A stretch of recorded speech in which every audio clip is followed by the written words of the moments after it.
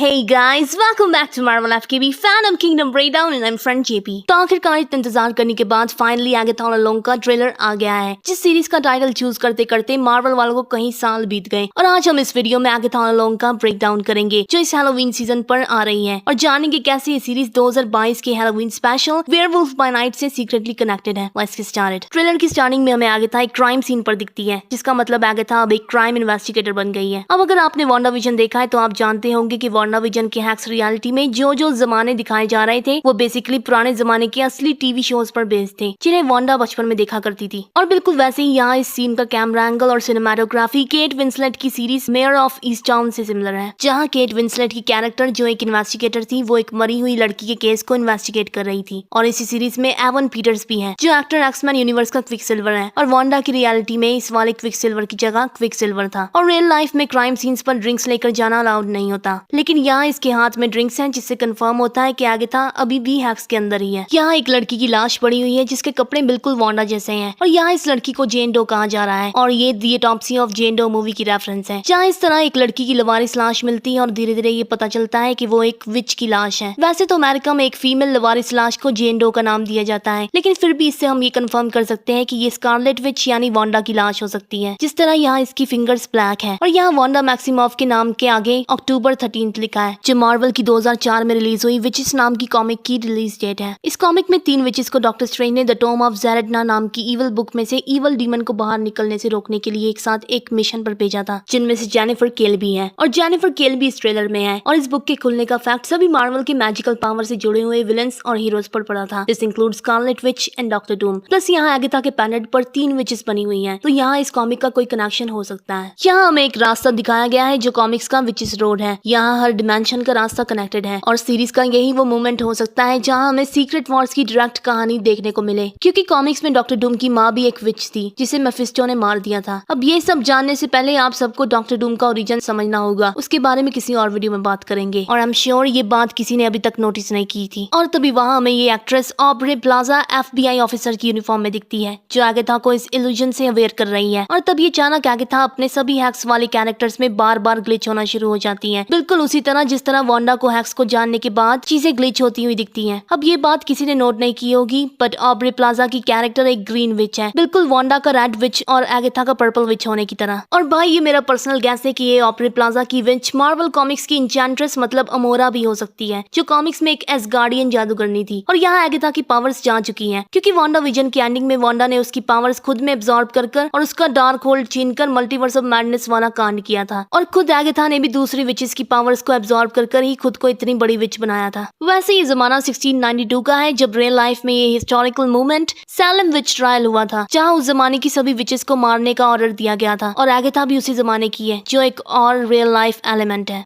इसलिए ये पूरी सीरीज आगेथा की पावर्स को रिस्टोर करने पर और दूसरी डिमेंशंस को कनेक्ट करने पर बेस्ड हो सकती है। और दूसरी डिमेंशन से मेरा मतलब मैन थिंग मतलब वेयरवुल्फ बाय नाइट से है। तो अगर आपने 2022 में रिलीज हुए इस मार्वल के हैलोवीन स्पेशल जिसका नाम वेयरवुल्फ बाय नाइट है इसे देखा है, तो आपको याद होगा किस तरह वहाँ ब्लैक एंड व्हाइट डिमेंशन में एक और डार्क होल्ड एग्जिस्ट करता था। और क्योंकि आगेथा को डार्क होल्ड की जरूरत है, इसलिए वो यहाँ वांडा से सिमिलर पावर्स वाले बिली को मतलब वांडा के बेटे को यूज करेगी और किसी तरह डार्क होल्ड के चक्कर में मैन थिंग से कांटेक्ट करेगी। और अगर आपको समझ नहीं आ रहा कि यहाँ मैन थिंग का क्या कनेक्शन है, तो मैं आपको बता दूं कि man thing nexus of all reality से जुड़ा हुआ है और नेक्सस ऑफ ऑल रियलिटीज अलग अलग डिमेंशन और रियलिटीज का गेटवे है। और जिस तरह डेडपुल किल्स मार्वल यूनिवर्स की एंडिंग में डेडपुल मैन थिंग को चीरकर रियल वर्ल्ड में आ गया था, बिल्कुल उसी तरह एक्समैन की यूनिवर्स का क्विकसिल्वर MCU में आ गया था। और जिस तरह वेयरवुल्फ बाय नाइट की एंडिंग में सब कुछ ब्लैक एंड व्हाइट से 1960s के जमाने के कलर्ड कैमरा जैसा हो गया था, वैसे ही वांडा विजन में जमाने बदलते हुए दिखाए गए हैं। सो हो सकता है ये सब आगेथा पहले से ही कर चुकी है, या फिर अपनी पावर्स वापस लेने के लिए आगेथा ये सब दोबारा करेगी, या फिर ये स्टोरी लूप में चल रही है। और यहाँ आती है एक बोनस थियरी, शायद मैन थिंग की लोकी सीरीज का अलायत है, क्योंकि जिस तरह अलायत रियलिटी को मैनिपुलेट कर सकता है और जिस तरह अलायत की आंखों में से रेड एनर्जी निकलती है और जिस तरह अलायत के पार जाने से citadel at the end of time का रास्ता आता है, तो इसके चांसेस हो सकते हैं कि MCU में मैन थिंग को ही आगे जाकर अलायत बनाया जाएगा। और ये पर्पल एनर्जी तो है ही आगेथा से रिलेटेड, तो शायद मैन थिंग को ही MCU के बैटल वर्ल्ड का मालिक अलायत बना देगा, जैसे डॉक्टर डूम ने अपने बैटल वर्ल्ड में जॉनी स्टॉर्म मतलब ह्यूमन टॉर्च को अपने बैटल वर्ल्ड का सूरज बना दिया था। यहाँ एक और कनेक्शन आगेथा ऑल अलोंग और वेयरवुल्फ बाय नाइट को जोड़ता है, क्योंकि इन दोनों का सुपरनैचुरल एक्टिविटी से रिलेटेड होना है। और यहाँ वेयरवुल्फ बाय नाइट के ब्लड स्टोन का कनेक्शन भी हो सकता है, जो है ही सुपर नेचुरल चीजों से कनेक्टेड, और उसका कलर भी स्कारलेट है, मतलब स्कारलेट विच जैसा। और यहाँ और भी बहुत सारे कैरेक्टर्स हैं जिन्हें फर्स्ट टाइम इंट्रोड्यूस किया जाएगा और कुछ पुराने कैरेक्टर्स भी वापस आएंगे। अगर वीडियो अच्छी लगी तो चैनल को सब्सक्राइब जरूर करना। आज की टिप्स इतना ही। Thanks for watching.